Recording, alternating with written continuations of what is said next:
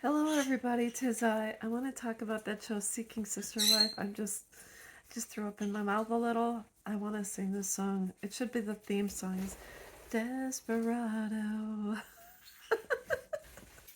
I don't know the rest of the song, but holy moly, are these people desperate? They don't care who they bring in as a third, as long as it's someone. They might as well go for a blow up doll or have one of those dolls made, those $5,000 realistic dolls. They probably get better luck. I don't know anyone in their right mind who signs up for this. I call it HPV Central, and I've talked about this in the past.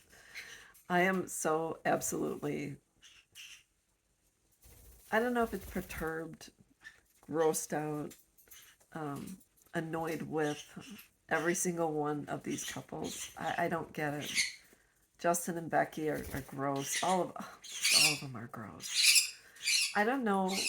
I don't understand why we have seeking sister wives, but you don't have a seeking brother husband. I don't get it. It never, ever, ever works that way. And so I watched the show.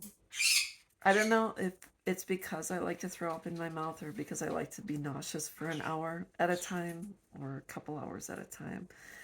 But I don't get it. I don't get what the desperation, fascination, need, desire is it to control another human being, because in a lot of these situations the wife controls most aspects of the relationship. She controls the courting and when they can kiss and when they can hold hands. It really is one of the craziest situations I probably ever heard of. I'm sorry, my birds are so annoyed. My birds are annoyed with it too, and they're just letting you know. So anyways, who in their right mind? I don't get it. I'm not saying it's depraved. I'm not saying it's weird. I'm not, I don't know.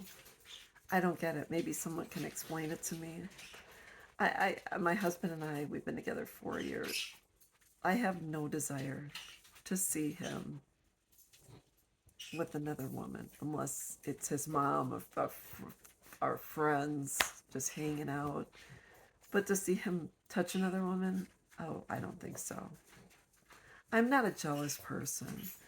And I'll tell you, we were at a concert recently, and for some odd reason, this woman, I think she was drunk because she was dancing next to my husband. He was in the aisle, I was next to him. And this woman, I think she had one too many, was dancing next to him and moved literally into him. She was standing closer to my husband than I was. And I reached around him, put my hand on her, and moved her away from him. I didn't say anything. In my mind, I said, "Oh, Hell, no," and I moved her away because it was totally unnecessary that she was in my husband's bubble. So I just want to say that I'm not a jealous person. My husband can handle the situation. It was just very odd, and I think he thought maybe she was walking down the aisle to find her seat, but it's no, just give us some space. So anyway, back on track. Needless to say, I not in my bubble, but you have to watch the show because there's a psychology behind it that I don't get, that maybe Dr. Ruth can explain, but I just don't get it. So anyways, I think it's gross. There's a guy named Nick and then Danielle and two other girls, and they just had a fourth woman, and they all sleep in the same bed. Holy cow.